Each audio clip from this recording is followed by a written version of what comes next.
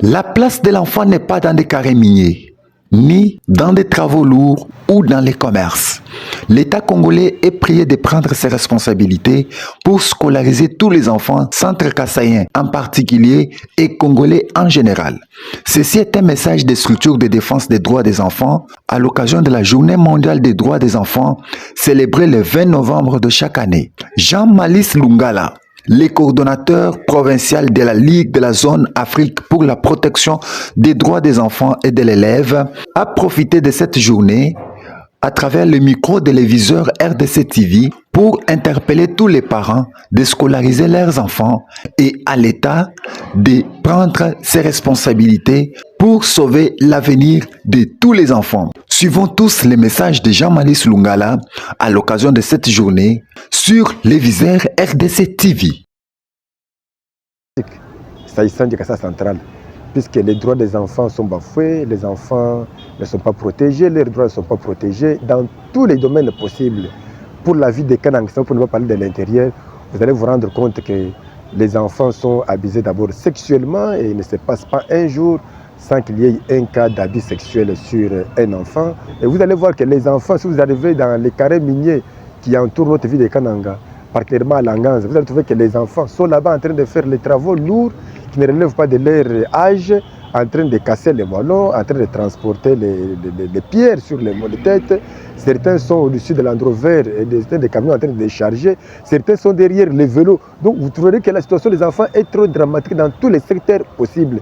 N'en parlons même pas de ceux qui déambulent avec leurs propres parents, avec leurs frères et sœurs, leurs mères, en train de déambuler avec les avocats, les bananes sur les têtes, même pendant les heures de cours, au lieu, et puis avec les risques possibles d'être tamponnés, soit par les véhicules, par les motos. Donc l'état de lieu dans la situation des enfants est dramatique au Kassa central.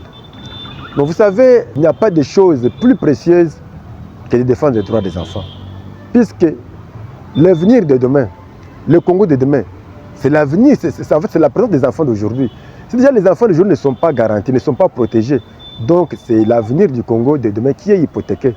Alors il est nécessaire que les droits des enfants soient protégés, que les enfants soient protégés, qu'ils grandissent dans un contexte, dans un environnement propice pour les permettre à ceux qu'ils occupent des fonctions nobles pour la croissance et le développement de notre pays. Donc il y a nécessité que les droits des enfants soient protégés sur le plan mental, sur le plan physique et même sur le plan psychosocial. Les droits des enfants devront être respectés et même protégés.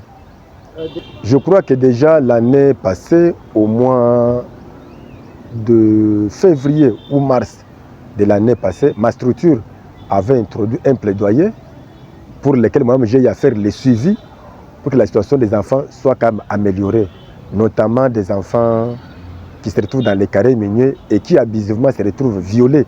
Vous savez, dans les carrés miniers, tout arrive. Si vous arrivez seulement à Langan, vous allez trouver que et les enfants garçons et les enfants filles, tous travaillent ensemble en train de casser les pierres, en train de transporter les sables. Et à un moment donné, ils se retrouvent dans les cachettes et en train de s'abuser sexuellement. Et même certains majeurs profitent de la vulnérabilité des enfants pour les abuser sexuellement. J'avais mené un plaidoyer pour que l'État congolais puisse instruire les services de la police afin que tous les gens qui utilisent des enfants dans les carrés miniers, notamment à Langanza, soient arrêtés. Mais ces plaidoyers n'avaient pas trouvé les échos. Cette année ici, au début de l'année, je crois que vous avez vu mes images, j'étais encore même personnellement à Langanza, avec caméra à l'appui, pour que les autorités provinciales puissent constater comment les enfants sont en train de s'amuser avec leur vie dans les carrés miniers. Et quand on a introduit quelques enfants, ils ont dit qu'ils travaillaient pour avoir les frais scolaires, qu'ils travaillaient pour avoir les cahiers, les objets scolaires. Et j'avais fait encore un plaidoyer. J'ai demandé à l'État congolais s'il fallait quand même ne faire que pourvoir pour les enfants vulnérables, identifier les enfants vulnérables et pourvoir les cahiers, les objets scolaires. Mais apparemment, cela n'a pas été écouté. Donc vous comprenez que les soucis que nous avons, nous, de la Lisadel, c'est que les conditions des enfants, c'est que les droits des enfants soient améliorés et qu'ils ne soient pas par contre abusés. C'est moi qui vous remercie.